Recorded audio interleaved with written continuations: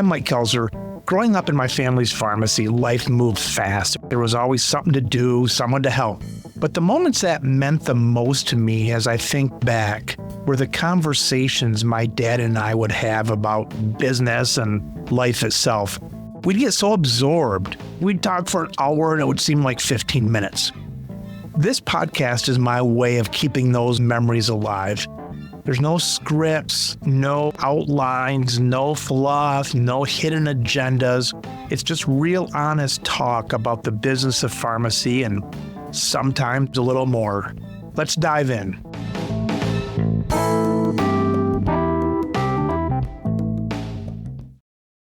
Eric, introduce yourself to our listeners. My name is Eric Pachman. I work for Bancreek Capital Advisors. I'm the Chief Analytics Officer, and most people may be more familiar with me from years ago founding 46 Brooklyn and then eventually 3-Axis, which I left in the very capable and clearly amazing hands of Antonio and Ben Link, who have just taken that to heights that I could have never envisioned. Eric, you had pharmacy background. In fact, I guess I knew this. You're a chemical engineer at heart. One of my sons is in chemical engineering up at Michigan Tech. Must be a super smart kid. Absolutely. But I asked him, Lance, how much do you know about chemistry? And I think they're kind of in the pharmacy field where pharmacists know chemistry. But if you asked me right now how to do anything with actual chemistry, go into a chemistry high school book and know any of that, I wouldn't know a damn thing. And I think he was kind of alluding to that too, where they know chemistry, but it's not like they sit around all day into equations. It's a lot of flow rates and all the stuff. When you think of who uses a chemical engineer, it might be oil refineries and that kind of stuff. So I think pharmacists and chemical engineers, I don't think we probably know as much chemistry as people might think. Is that true? It's totally true. I couldn't tell you a thing about chemical engineering at this stage of my career. I've been out of it for so long. My son is applying for college right now. Nowadays, you actually have to kind of declare for majors, I guess. He's 17 years old and he has to figure out what he wants to do. It's ridiculous. Yeah, that's ridiculous. But I can tell you the one thing about chemical engineering is that you just learn how to problem solve. It's drilled into your head. Now, with all of this stuff with kinetics and thermodynamics and everything, I couldn't tell you a thing about. But then when you come out, like whether you apply it to trying to figure out how to size up a pilot plant, to commercialize operations for making soap or whatever it may be, or medications, or it's to launching a consulting business or investing or any of the other many things that I've done, I learned the art of problem solving being a chemical engineer. So I think you can't go wrong at all. And hopefully my son will listen to this. It is not an easy major at all. It's known for being one of the most difficult ones. And so get the partying out of the way the first couple of years, Lance. And then after that, be ready to bear down, because those last 2 years of college for me were pretty rough. Good luck having your kids listen to this. My kids, there's no way in hell they're going to listen to these. Maybe after I die. Maybe. And that's going to be like, maybe just a few minutes. It reminds them of the voice they were sick of while they were living. Eric, we met each other because of 46 Brooklyn years ago. And I think, boy, we've been doing the show for over 5 years. I think that was early on in there. I know that you and Antonio both speak highly of each other when I see different posts and stuff like that. So I got to believe that this was not acrimonious split. So with that clearance, what was the changeover that you had left your founding business? What was the impetus for that change? I always loved researching, learning, educating. That's kind of my natural mode. Much of that in the early days of 46 Brooklyn. I loved the experience because I was learning the stuff and then immediately writing it and turning around and sharing what I was learning. So people, if you go and you read it in chronological order, you would learn in real time with me as I was learning about a lot of this stuff. So it got to a certain point in time, though, and this just kind of was coincidental with the timing, though, where I stopped learning. And the same rote story was on replay. And I won't say it was this seminal moment of, oh my God, I figured out that the prescription drug crisis within this country is completely unsolvable and is more related to the systemic issues within this country than it is to anything else. And there's actually really nothing wrong with net prices. But it kind of was like that. And then I'm like, wait a second, I'm just repeating myself over and over again. And it just got a little bit less fun. But having said that, this was the exact same time that the business was actually starting to do well. We were actually starting to get traction and there was more impact and everything. And so I was really engaged and really excited about what we were doing. But at the same time, two things happened. One, Ben Link, who I'm sure you know who Ben Link is. We've had Ben on the show. Ben Link came into my life. And honestly, had Ben Link not come into my life through Antonio, there is no way I would have ever left. Antonio is an absolute master at what he does. But he'll be the first person to tell you that he does not do what I do. He doesn't do the database coding and like the visualization stuff. He's the pretty face of the business. A very pretty face at that, right? A scary pretty face. Yeah, well, yeah. So like we were great partners. We worked together so well because we complemented each other. Like I was creating a lot of content and he knew how to actually make an impact with that content. But when Ben Link came along, I realized that he was a smarter, younger, more passionate version of me that could do what I did, but he was also a pharmacist. So he actually knew what he was talking about. Unlike me, where I just need the data piece of it, right?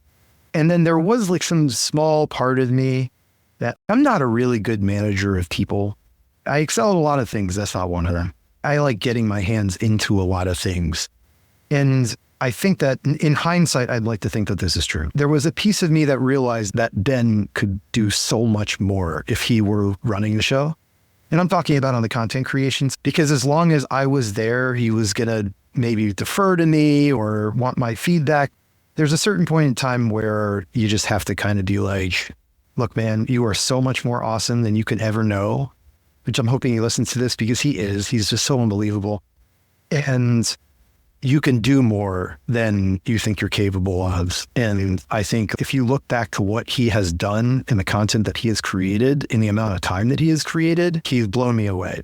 And then, of course, Antonio has just continued to do what he does, which is unique talent with being able to create action and impact out of just fantastic, unique, and differentiated content.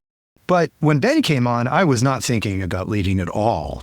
Then at the beginning of 2021, and it all happened pretty quickly, my best friend from third grade called, who I'd been best friends with Andrew Skadoff. He's the founder of Bancreek Capital Advisors. I've been best friends with him since third grade, and it's not one of those things where he like magically reappeared. We've been continuously best friends throughout that entire period of time. And my background, before people know me from pharmacy, my background is in investing. I spent more time doing that than I did on the pharmacy side of things. And so when he called and told me, I'm thinking about launching my own investment firm, it's going to be small, but here's my strategy. He was trying to do something that I thought was so innovative and so unique that I was like, I had like chills on my arms thinking about what he was trying to do. And so I started just getting out my spreadsheet and figuring out the math behind what he was doing and realized that there was like some legitimacy there. And I couldn't stop thinking about it. But on the other hand, I have this business named after my mom. It was going back looking for something to fix when I couldn't fix my mom's cancer. And it's doing really well, just really kind of on the precipice of having this great impact. And so I'm like, I can't walk away from that. I can't walk away from what I'm doing because it's too important. When you toil over something that much, that means so much to you, and then it actually works, the last thing you want to do is leave it, you know? But I couldn't control when that opportunity was going to be to like start a business with my best friend, by basically my brother. So if I look back at it now, I mean, the decision wasn't that black and white back then, but it just seems like it was almost fate now. Did you ever second guess yourself, not where you were going No. to, but second guess yourself leaving? You didn't look back and say, maybe you did this too quickly or something. You didn't do that. No, the second guessing that I did all came from a place of weakness. When you're at a place where there was like a thriving business meeting needs that were unmet in the marketplace, don't have to worry about paying for college for kids and stuff like that. And you've built that with your two hands and then you leave it. And then you try to do it all over again with arguably less control. Going into an investment business, like you're at the whims of the market. I would be lying to you if I didn't say there wasn't some like second guessing, or it was not second guessing, but maybe lamenting over like how, much more financially stable life would have been had I just kind of stuck where I was. But whenever I did that, it would only take like another moment to come back to how passionate I was about what we were building at Bancreek and the unique opportunity that we had to bring something that I think the marketplace hadn't seen, and knowing that it's not a straight line, right? I mean, you're going to have bumps in the road and everything. The point of all of this isn't to just kind of get to success and just, just kind of sit there. That's boring. So that's not what I was looking for. And I'm not saying that's what Antonio and Ben have done, because they've just continued to push the envelope. But I think for me, I don't have any ties to pharmacy. Ben does. Antonio has very strong ties to pharmacy. This is more personal for them. For me, starting it was going back to looking for something to fix when I couldn't fix my mom's cancer. And as soon as that has run its course, like I started to lose some of the energy for it that I think for someone like Ben and Antonio, like really can persist for a lot longer. All right, Eric. Now, here I think is where the connection is between you in pharmacy and investment stuff, because I know you did a little bit of all that in your past. But I'm thinking back to our first conversation years ago, and the reason why I remember this is because I quote you quite often on this. We were talking about the calamity, which is vertical integration, how they own the pharmacies that they're saying that the employees have to go to, and what a terrible thing for competition and stuff like that. And I said, Eric, is there anything close to this in your history? Is there anything close to this that you know of that is as bad as a pharmacy industry? First thing out of your mouth, you said no.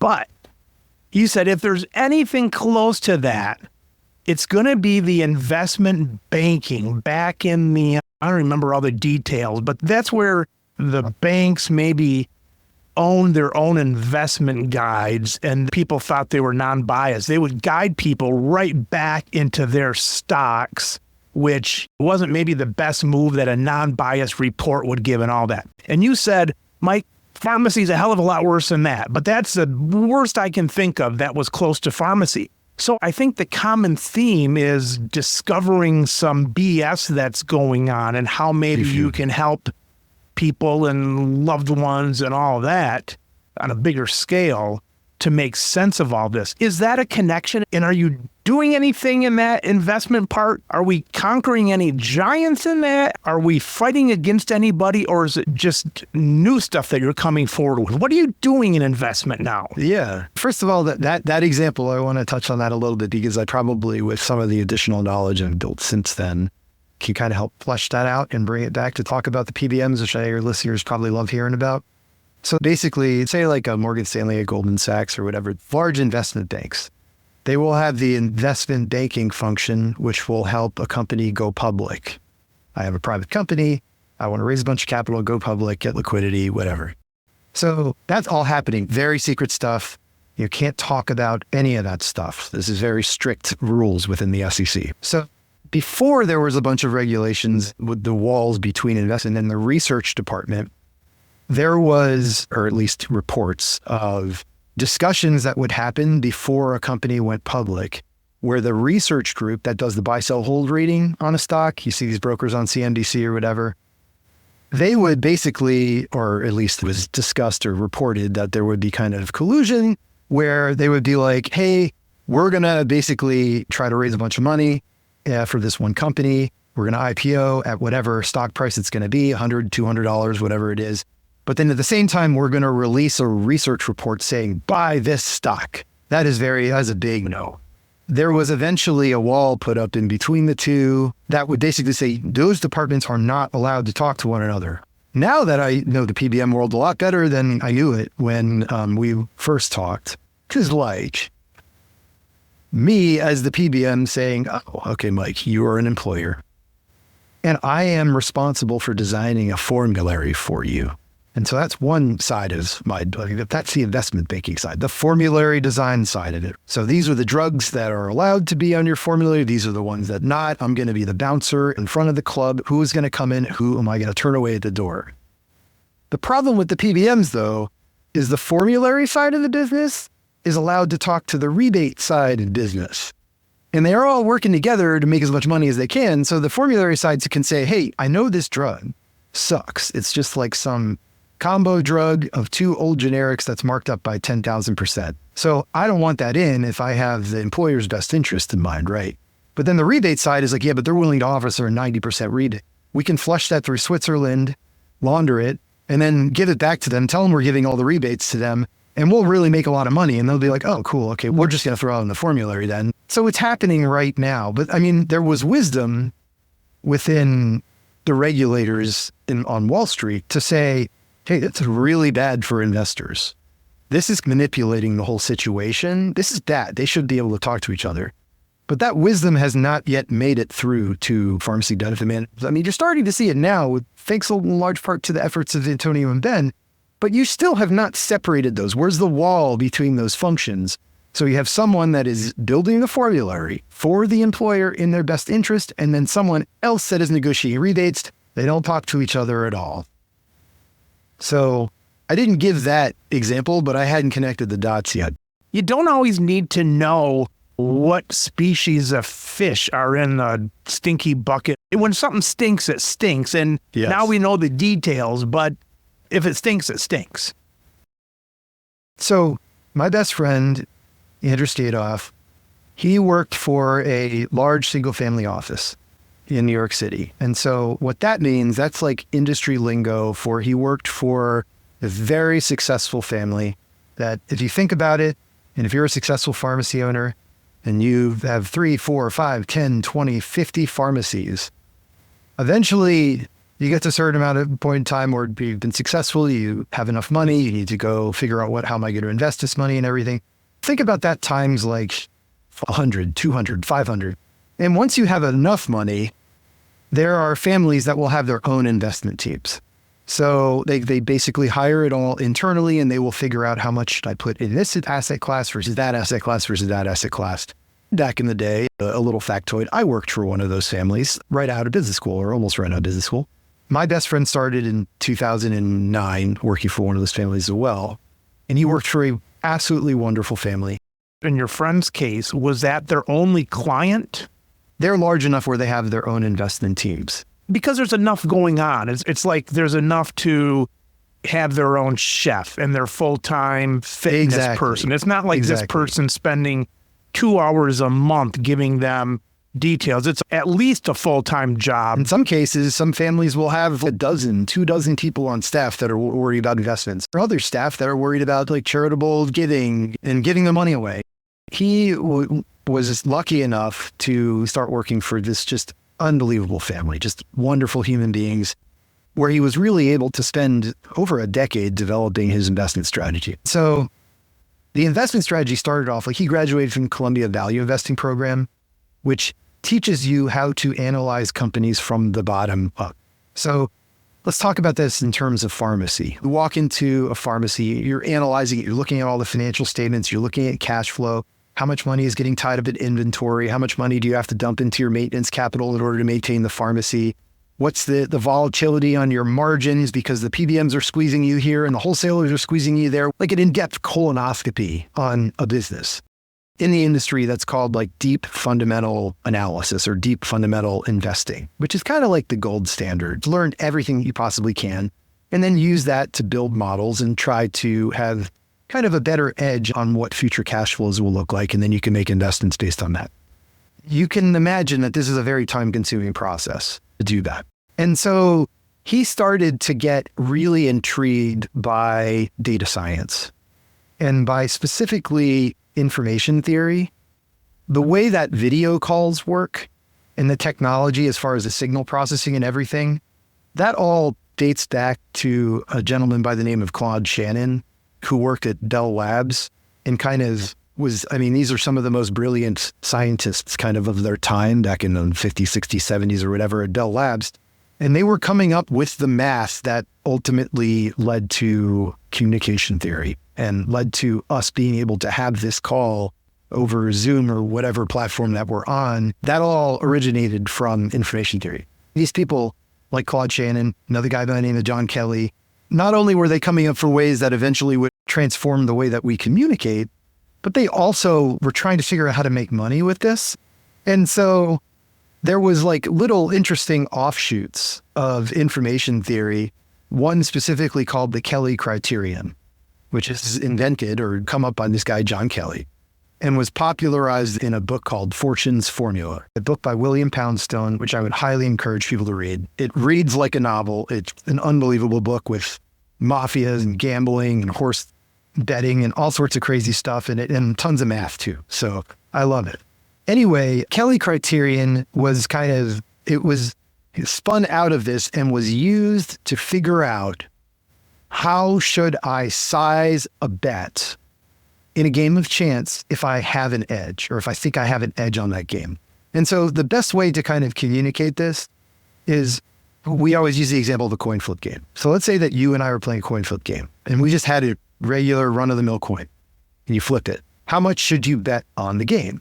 The answer is it's going to come up heads 50% of the time, tails 50% of the time. You have no edge on that game, and so you would bet 0, according to Kelly. Now, what if you Mike brought a weighted coin to this game, and you're like, let's use my coin instead. And you knew that you had an infinite number of flips. You're going to flip this thing 1,000 times, and it was a 70% chance to land on heads. You flip, flip, flip. How much should you invest of your bankroll? If you start with $1,000, what percentage of the bankroll should you invest? The answer is you can solve for that using the Kelly formula. And the answer is if you wanted to maximize the rate at which you could compound your money based on that game and the edge of the odds that you had, you would bet 40% of your bankroll. So if you came to the table, first flip, you bet $400. Next flip, say you lost. You just lost $400 right off the bat. You feel pretty bad, but you're never going to have a chance of ruin because that always scales down. You're always betting 40% of the new bankroll. But over time, and I've done many simulations on this, but you can trust me, over time, you will compound at an astounding rate with a game that has odds of a 70-30. It's just ridiculous money. That's the reason why Vegas doesn't offer you games where there are weighted coins or anything like that. I knew about Kelly and the Kelly criterion, and it is actually the most elegant and pure way to figure out how should I compound if I have edge on anything in life. If I want to maximize my compound, you use Kelly.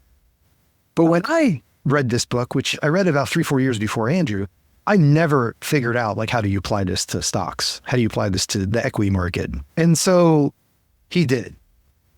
He connected the dots and he's like, I bet you could actually use this not to figure out like how to size your bets and everything, but I bet you could figure out how to rank them.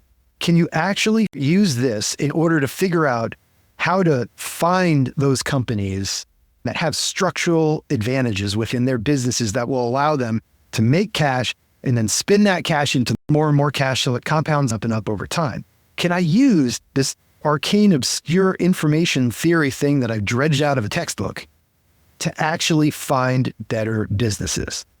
And that to me like blew my mind. It was so tantalizing to think, is there a way that we could use what's called a quantitative strategy, so a data-driven database strategy, to find awesome businesses, to find structurally advantaged businesses? And let me dwell on that point for just a second. So when I say structurally advantaged businesses, this is the way I define it. This is the way I explain it to like my kids. Every business is going to make cash. Has to. Remember, there's a lot of independent pharmacy here, Eric. Come on now. You can be respectful. I know, some don't. When I worked in pharmacy and while I was managing pharmacies, I had never, ever seen a business that was as unpredictable as that, especially the fewer pharmacies you own. Like I would tell people like outside of the pharmacy business, I'm like, you would never believe, I'm not making this up, right? So the wholesalers make up our prices and change them whenever they want. And so I have no control over my cost. And then the PBMs make up our prices and then change it whenever they want. And then, oh, by the way, we get paid random amounts on certain drugs and that patient may move or die or whatever, or the PBM may just change the price the next day or the insurance plan will change. And so I literally am getting squeezed with no control on both sides of it. And here's one more for you. A lot of these PSAOs, that are supposed to be fighting on behalf of the pharmacy to sign up contracts with the PBMs are run by the wholesalers. They don't care how much money you make. They just want to make sure your doors stay open. Yeah. So pharmacy is not an example of the structurally advantaged business. Pharmacy is the example of people. I mean, I'm not saying this just because I'm on your podcast, right? These are people, especially independent pharmacists that I've met and spent a lot of time with. They're passionate to their craft. They want to serve people despite the fact that the business sucks. And they will keep doing it to serve their community until the last dollar is spent. I was just talking to someone this morning, this guy on my team. It'd be nice to be on a level where everybody's getting paid the same. And then different businesses can decide to go one step further for somebody. And I said, the problem now in pharmacy is pharmacies are getting paid a lot less and they're still going a step further. So to your point, it's love of the, I don't even think it's love of the game. It's love of the people and stuff, but you're absolutely right. I believe that entrepreneurs are the great American heroes, because if you actually knew the odds of success going into a business venture, you would never do it. Like, I mean, but there's so many people that are just putting themselves out there for something that they're passionate about. And 80, 90, 70, whatever percent are failing. And the ones that don't, they take off. And that's where our growth comes from. That is what really makes this economy great, right? And it's all these reckless people that are pursuing their passion.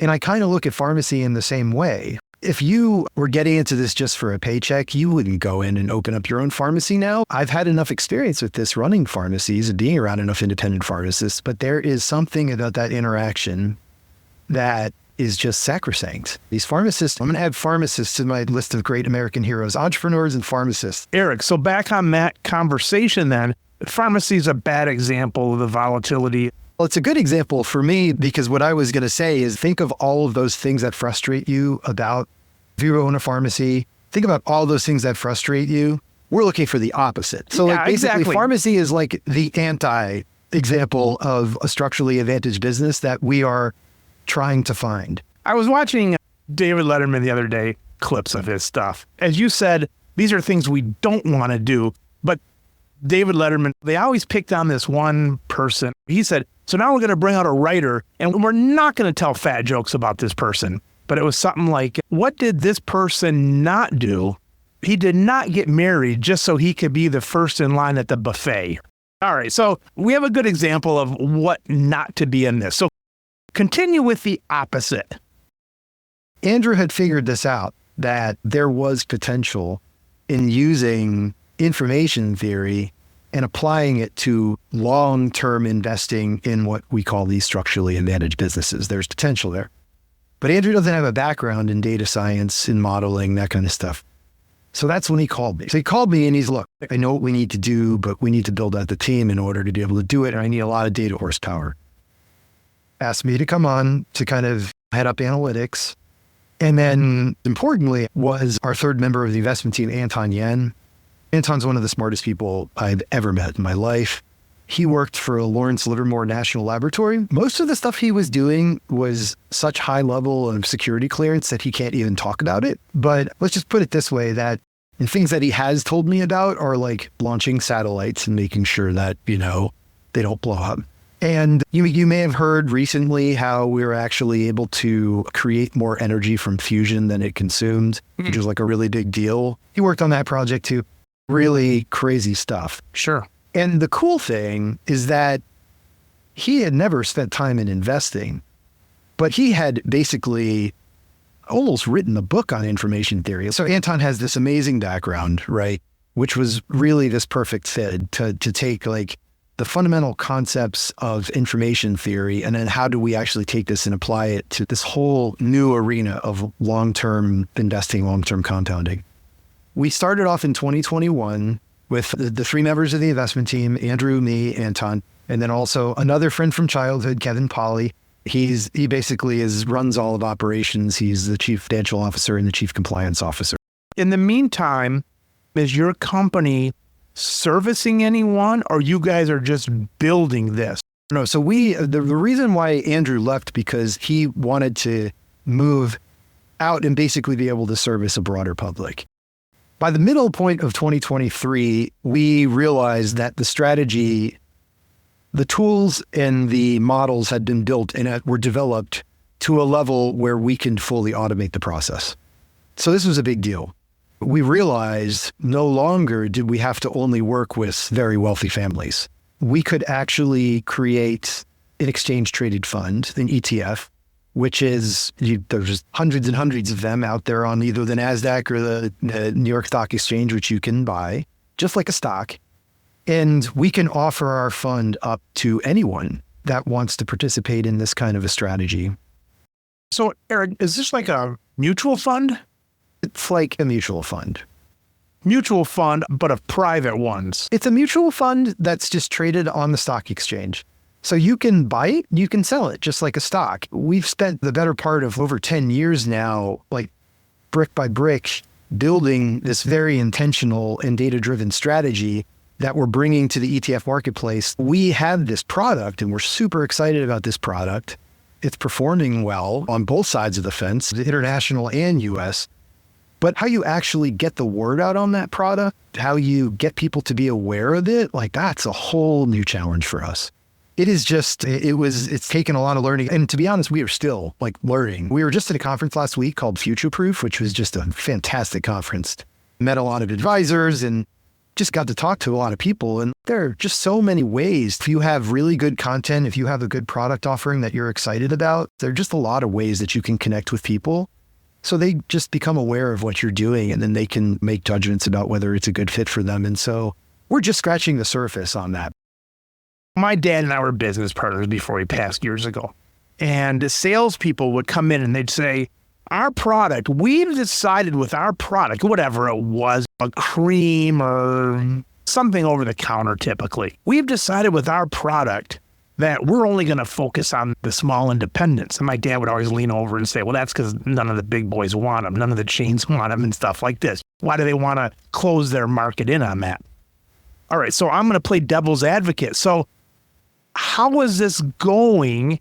And if it works for ETF, how come this isn't on the front page of the New York Times tomorrow and every day trader, every stock trader is using it because you found the system out? So if this works, and this is devil's advocate, I'm happy for you, I'm excited for you guys, but I have to ask this. If it works, how come it's not like exploding? Because we talked about earlier in the show, once you have a leg up and you know exactly what percent to put in, you know, the world should be beating your door down. Yeah. Let me go off on a little bit of tangent before I answer that question or tangentially answer it. My dad, when I pieced together for the first time the CMS's public data showing what Medicaid programs pay and NADAC, which is like literally, okay, let's be honest. These are two public databases, which I'm a novice data analyst at this point in time. It's not rocket science to connect the two. I was explaining this to my dad and why this was like so groundbreaking. And he said, what are you telling me? Nobody's figured this out already? How is this possible? That's they've been like doing my this forever. dad. I mean, there are lots of people. They're very smart. They're highly paid. They're blah, blah, blah. How are you the first person that has come up with this? And I'm like, Dad, I do not know. I have no idea. But all I'm saying is that I've had the right circumstances and privilege and like whatever. And here I am and no one's done it before. And that's what it reminded me of. But I'd say like the more direct answer to it is that the financial media is, how do I say this? Like they're only going to tell you about something after. The larger of the two ETFs has the $4 million in or something like that. That's really good, progress for being months in or something like that. But it's still small. It's still very small as ETFs go. Like a decent size ETF is like $2, $3, $5, $10 billion.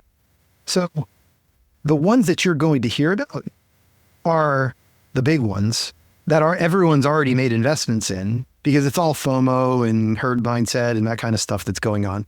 And a lot of them are all owned by the same companies too. And so they're going to market their own stuff. So we can talk about what we're doing until we're blue in the face, but we're only going to get coverage after we're like $500 million. And then people are going to be like, oh my God, what is this fastest growing thing? There must be something here that we're missing. Throughout most of the year, like we've been one of the top, I don't know where we are right now, but there are points in time in this year where we were like top 5 active manager in the entire world amongst the actively managed US large cap. It's like a pool of like maybe 200 or so ETFs. And we were top 5. I mean, we may be in the top decile right now. So we've done very well. But there are other small funds in there that have done very well too. And you're just not going to hear anything about them. I also was going to answer the question, well, I hadn't been on the Biz of Pharmacy podcast until now. And now that I'm on it, now they know. Last week, we really learned, like, we have to lead with our story. Like, I am very proud of our story. I think it's not only differentiated, but there's a systematic approach.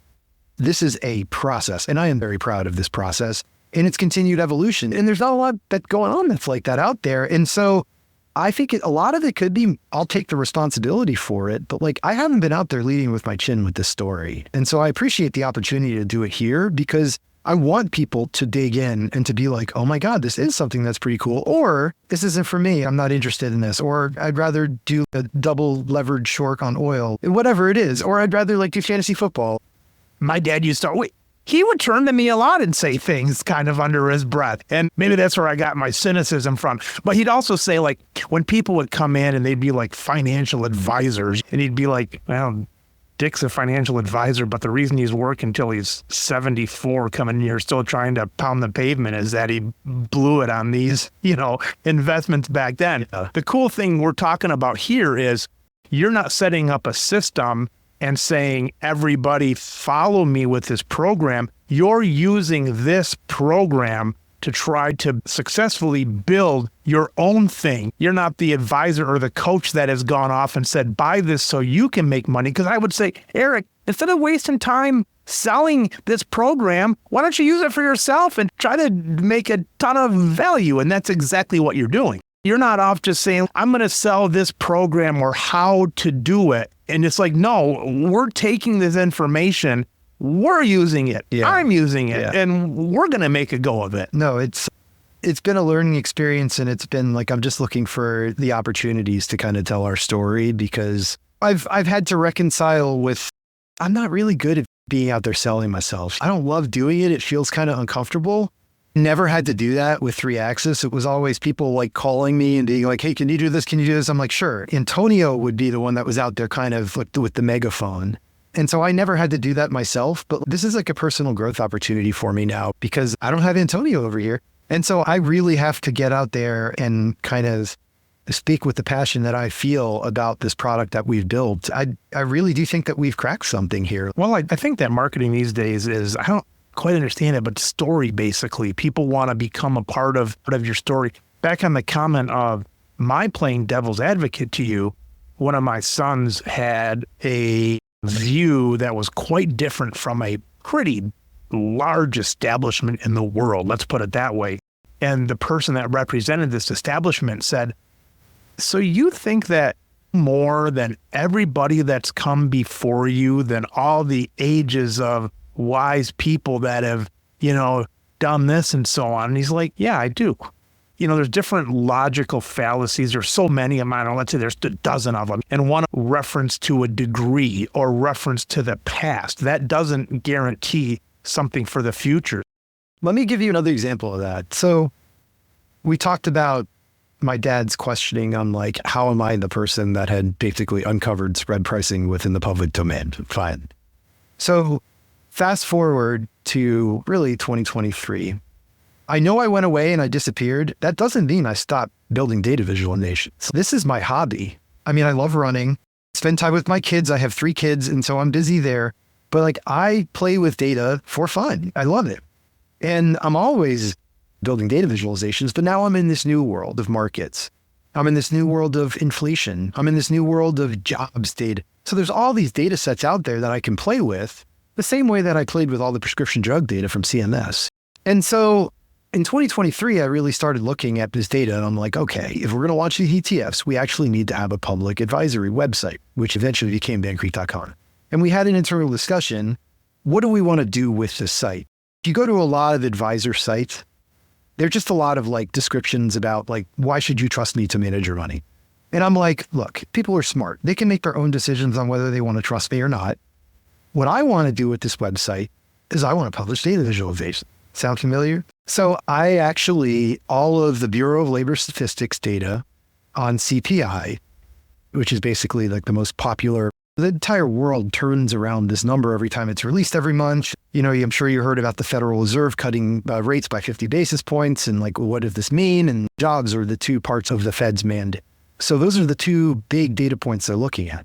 So I'm like, okay, well, where are the free interactive data visualizations on inflation and jobs? Because I want them. I want to see what they're like. And if they're not that good, I'm gonna build some and give them away. What happens is like inflation will come out and it'll be like, okay, the number is 2.5% or it's 3% or whatever. But as we all know, as I'm not a pharmacist, but as pharmacists know, the devil's in the details, right? Like there could be 1 or 3 of your prescriptions that are driving a large portion of your profit for the month. And then the rest of them you're losing on, right? And so the inflation works the same way. 180 line items from eggs to rents that build up to inflation. And each one of them has a different weight within inflation. And so I was out there looking for, where is the data visualization that can quickly tell me exactly what happened when inflation gets released? I don't want to just know that rents were up by 5.5%. I want to know the weighted impact of that so I can say, what was that as a contributor to the overall headline inflation number? And guess what? My dad doubted me again, but it didn't exist. I'd looked everywhere for it. Yeah, just Google it. You can't find anything. Now you'll find my viz, but like you couldn't find anything on it. And so this is even more egregious. It tells you something about, I don't know, our society or whatever it is. But there are literally trillions of dollars of value that are being created or destroyed based on data. And there was no data visualization where you could quickly see what happened. Rather, you had to read the media who was interpreting it for you and then feeding you what you should think. And that, I hated that. I hated that when I was working at 46 Brooklyn. I didn't want to be told what to think. I don't think people deserve to be told what to think. I think people are smart enough to take the information and come up with their own views. As long as we're working with real facts, then I think we're not going to get ourselves in trouble. You should be entrusted to come up with your own views based on real facts. But if I hand you like a super messy text file that I downloaded off of the Bureau of Labor Statistics, you also don't have the training to do anything with that. So I have to help you out a little bit. But then after that, you come up with your own views on where we are with inflation or whatever topic it is. And so that simply just did not exist. And so I created it. And in February, or I think it was February or March, I published it for the first time. I am literally not an expert on inflation at all. I connected the data together, but to tell you how starved the media was of any insight from this, within like a month, I was in the Financial Times. I was in the Boston Globe. It was basically 46 Brooklyn on repeat, except with data that instead of it being like, I know for pharmacists, it seems like it's a big deal, like the spread pricing data, but it is like literally like a drop in the ocean compared to inflation data.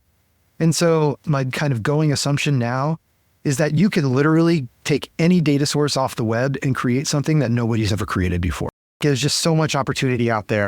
Talking to Antonio, we were talking about how in pharmacy, we know 6 years ago, no one knew what a PBM was. And now they're having these, things in Congress. And I was saying, Antonio, where's this from? What's happening? And we had to somewhat drag it out of him. Oh, who am I kidding? He came out and said it. But he didn't say it as number one. He got his name in there. Anyways, but he was like, Mike, the data wasn't connected before. And he was telling me, it's like, pharmacists knew this part of it. Yeah. And the manufacturers knew this part. And someone else knew this part. And I said, well, Antonio, was it as down and dirty as like going into the trash bin and pulling out information? I forget what his response was. Probably not quite, but it was still stuff that was like, you had to dig a little bit. But even when you found it, it wasn't connected. And so we're in a beautiful age right now. Yeah. The data's sort of there and it's sort of here. And it's the first time we've seen the data, but it takes someone brand new to come along, yourself in 46 Brooklyn and so on, to put that information together finally and connect those pieces. It also just takes random luck and accidental chance. Yeah, but they've done it 1,000 times. There was no luck in me knowing what I knew how to do. The luck was that I ended up in Dayton, Ohio. And the only reason I ended up at Dayton, Ohio was because my wife really wanted to get back to Dayton, Ohio because that's where her family grew up. They had land there and everything. And so she has family ties to Dayton, Ohio. And so I happened to land in Dayton, Ohio, in a pharmacy chain, right after Caremark had basically rolled up almost all of Medicaid, like 80% of Medicaid. And so I didn't know the data that I was looking at. I didn't know that it was representative of pretty much the entire Medicaid program. When I was looking at our claims, that it just was the random chance that Ohio was the state where Caremark had built too much of a monopoly to where someone like me could actually look at the data and then extrapolate that to the entire state and be actually right. Whereas what if my wife was from Rochester, New York, and I ended up in New York, where at the time there was like 15 different managed care plans. And it was like, I would have been doing calculations based on like a small sliver of the state's claims. And then any extrapolation that I did to the entire state would have had no bearing on what actually happened. And so the fact that I landed in Ohio, literally just months after Caremark had kind of completed their damn domination of the Medicaid program, and like after they had just done that major slash to MAC rates, it was so severe where it caught my attention as a data analyst to be like, what in the world happened here? And then Antonio just happens to be in the same state. Like I'm convinced that like if Antonio wasn't here, I would have never been able to know what to do with all that information. And so it just was like, that's where I come up with like this random chance. There's so much damn information in the world that I try to simplify my likes. So one of those is I like time travel movies. That's like a genre I like. And then I like movies about the White House, about the presidency. The third thing is I'm a huge Beatles fan. I love the Beatles and the history of the Beatles and so on. I tell my kids, they're the best band ever. Dad, how can you say that? I said, they are. And they're like, they're all from one little town. Why not gather people from all over the world? They know they were all from one area. Yeah. I'm like, it happened. It happened. I don't know if a weak link might have been Ringo. There's debate on that. But you're the pharmacy people of Liverpool in Ohio. Like Ohio is the new Liverpool as far as I'm concerned. With you and Antonio, and I'm going to miss names, but the other people from Ohio, you guys were that magic sauce that came together and just did some remarkable things. And you're right. Sometimes the stars line up like that. And you guys did it. So congratulations to you guys. Thank you. Yeah, no, I couldn't be more proud of my early work. And then even more proud of what Antonio and Den and the team has done since I left. I am just in awe of what they've been able to accomplish. Knowing that they're kind of not letting off the gas it's personal for me, right? The pharmacy battle is not the personal one, which is the reason why I wasn't the right person for the job. In hindsight, the personal part is it will always remind me of my mom. It's her legacy. I think she would be really proud to know that the nonprofit that is responsible for probably some of the most disruption in drug pricing in many years bears effectively her name. And people may never know that, nor would they care. But I mean, it kind of almost immortalized her. And like, what more can a son hope to do?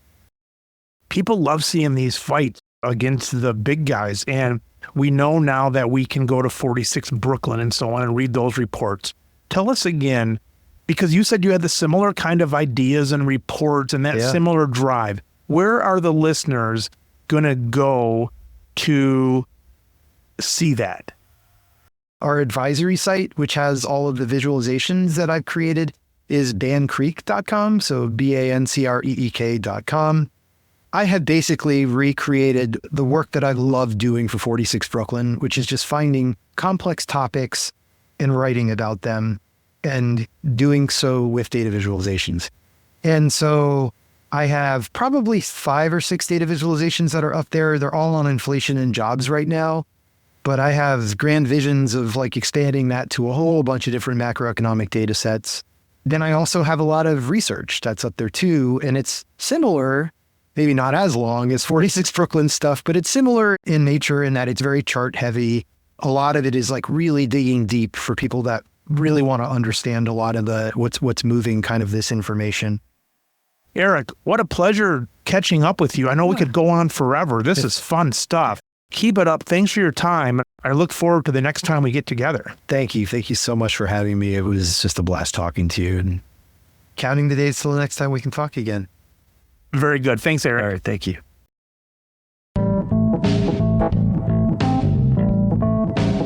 You've been listening to the Business of Pharmacy podcast with me, your host, Mike Kelzer. Please subscribe for all future episodes.